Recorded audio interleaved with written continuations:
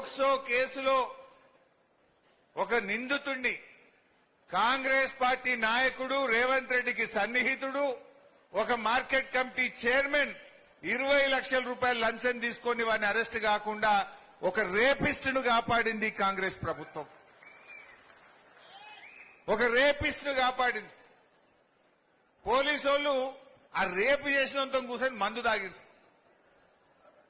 Police వాళ్ళు వాడిని arrest చేయకుండా 45 రోజులు టైం ఇస్తే వాడు కోర్టుకు పోయి బెయిల్ తెచ్చుకున్నాడు. 20 లక్షలు ఖర్చు పెట్టిండు. వచ్చి ఆయనతో 6గురిని ఊచకొత్త కోసిండు. నిన్న ఒక ఆయన రేవంత్ రెడ్డి గారిని ఆంధ్రప్రదేశ్ లో వెనకైన పేపర్ బాయి పేపర్లు ఎత్తుండే గోడల మీద పెయింటింగ్ రాతలు రాస్తుండే రేవంత్ రెడ్డి అని అన్నాడట. అది ఉన్నదే అన్నాడు, నిజమే అన్నాడు. గోడల మీద రాతలు రాస్తోడిన పెయింటర్. అరే నేను ముఖ్యమంత్రిని, నన్ను పెయింటర్ అంటే వాడిని పోలీసు వాళ్ళు పోయి పట్టుకొచ్చి లోపలేసి పారేశారు. మా గీత ఏదో పోస్ట్ పెట్టి గీతమ్మ మీద కూడా పోలీస్ స్టేషన్ లో కేసు పెట్టారు. నల్లబాలు అని పటాన్చేర్లు ఉంటాడు. ఓ చిన్నగా రేవంత్ రెడ్డి తప్పు చేసిండు అని ఒక ట్వీట్ చేస్తే వాడిని పట్టుకపోయి పాపం జైల్లో పెట్టిండ్రు. మరి రేపు చేసిన మాత్రం మందావుతురు పోలీసు వాళ్ళు కూర్చొని. ఇది రేవంత్ పాలన. అంటే మహిళల పట్ల, సైకోల పట్ల ఈ ప్రభుత్వం ఎంత ఉదాసీనంగా ఉందో మనం ఇలా అర్థం చేసుకోవాల్సిన అవసరం ఉంది. మనోళ్ళు చాలా మంది పటాన్చెర్లు ఉంటారు, హైదరాబాద్ లో ఉంటారు, బొంబాయిలో ఉంటారు, ఎక్కడెక్కడనో ఉంటారు. మరి వాళ్ళు ఎట్లా ఆడ ఓటు రాయించుకున్నారు, ఈడ ఓటు రాయించుకున్నారు. ఇప్పుడు ఆయనని ఒక దగ్గరనే ఉంచుకోవాలి, ఎక్కడన్నా ఒక దగ్గరనే ఉంచుకోవాలి. వాళ్ళని అడుగుతారు ఆన్నే ఉంటా అంటే అటే. కానీ ఇవాళ రేపు ఏం తెలుస్తుందంటే అందరూ ఊళ్ళోనే ఉంచుకుంటామంటారు. ఊళ్ళో ఇంత బాయి ఉంటది, ఏదన్నా రైతు బంధో మంచో చెడో ఉంటుందని ఊళ్ళో రాయించుకుంటాము అంటున్నారు. మరి వాళ్ళు ఇక్కడనే వచ్చి ఊళ్ళో రాయించుకుంటారు. మీరు మాట్లాడాలి, పిలిపియాలి, ఇక్కడనే అప్లికేషన్లు ఫామ్ నింపి ఇక్కడనే ఇచ్చేస్తే అయిపోతుంది. ఇక మళ్ళీ బొంబాయిలు ఇయ్యద్దు, హైదరాబాద్లు ఇయ్యద్దు, ఒక్క దగ్గరనే ఇయ్యాలి.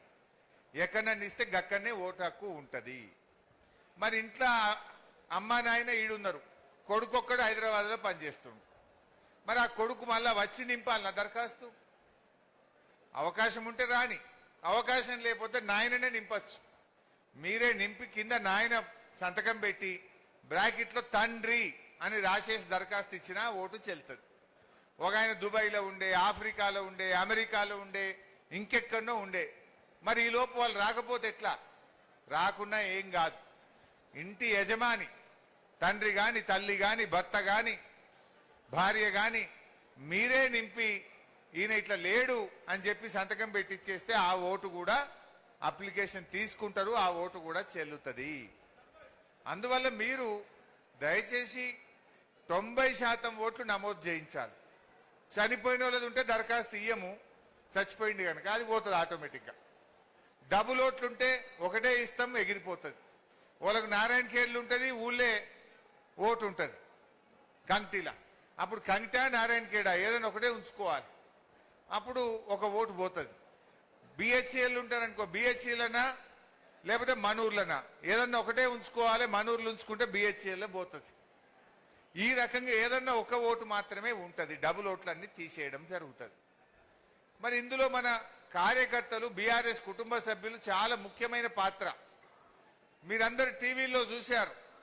బెంగాల్లో 90 లక్షల ఓట్లు పోయినాయి, మమతా బెనర్జీ ఓడిపోయింది.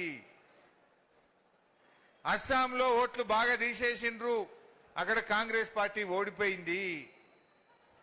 తమిళనాడులో ఓట్లు చాలా తీసేసిండ్రు, ఫలితాలు తారుమారైనాయి, స్టాలిన్ ఓడిపోయిండు. ఇవన్నీ మనం వింటున్నాం కదా. మరి మన దగ్గర అట్లాంటి తప్పు జరగాలనా?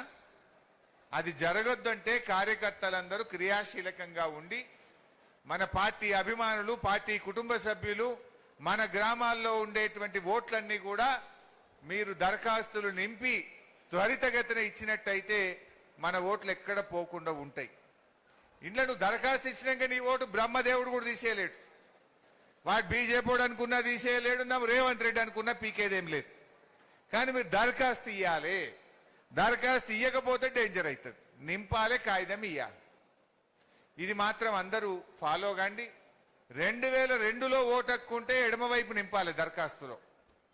2002లో ఓటు హక్కు లేకపోతే కుడివైపు నింపుకోవాలి. ఈ రకంగా అవన్నీ మీకు చెప్పే ఉంటారు. దాన్ని ఆ ప్రకారంగా నింపండి.